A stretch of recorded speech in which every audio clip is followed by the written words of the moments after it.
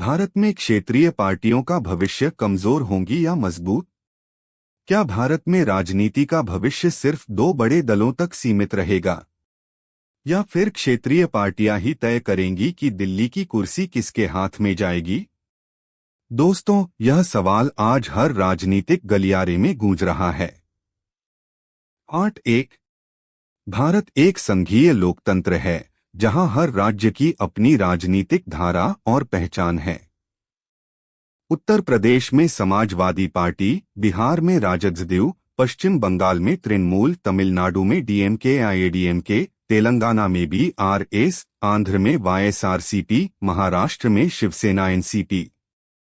इन सबने बार बार दिखाया है कि राष्ट्रीय राजनीति का रास्ता अक्सर राज्यों की गलियों से होकर ही जाता है। पार्ट 2। क्षेत्रीय पार्टियों की ताकत। इतिहास गवाह है। 1996 में क्षेत्रीय दलों ने केंद्र में यूनाइटेड फ्रंट सरकार बनाई। 2004 और 2009 में यूपीए की जीत में डीएमके और एनसीपी जैसे दलों का बड़ा रोल था।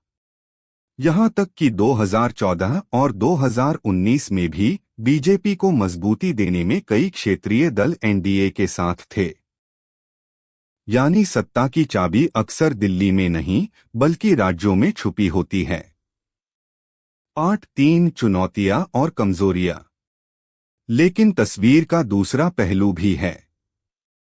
कई क्षेत्रीय पार्टियां परिवारवाद, भ्रष्टाचार और सीमित अपील के कारण धीरे धीरे सिकुड़ रही हैं। बीजेपी और कांग्रेस जैसी राष्ट्रीय पार्टियां अब सीधा वोटर कनेक्शन बनाकर इनकी जमीन खिसकाने में जुटी हैं। तो सवाल है, क्या ये पार्टियां भविष्य में हाशिए पर चली जाएंगी? पार्ट 4। असली सवाल। तो दोस्तों, अब खेल ये है, क्या क्षेत्रीय पार्टियां किंगमेकर बनकर रहेंगी या राष्ट्रीय पार्टियां इनका सफाया कर देंगी? और सबसे बड़ा, क्या भारत की राजनीति दिल्ली बनाम राज्य की खींचतान में और गहरी हो जाएगी?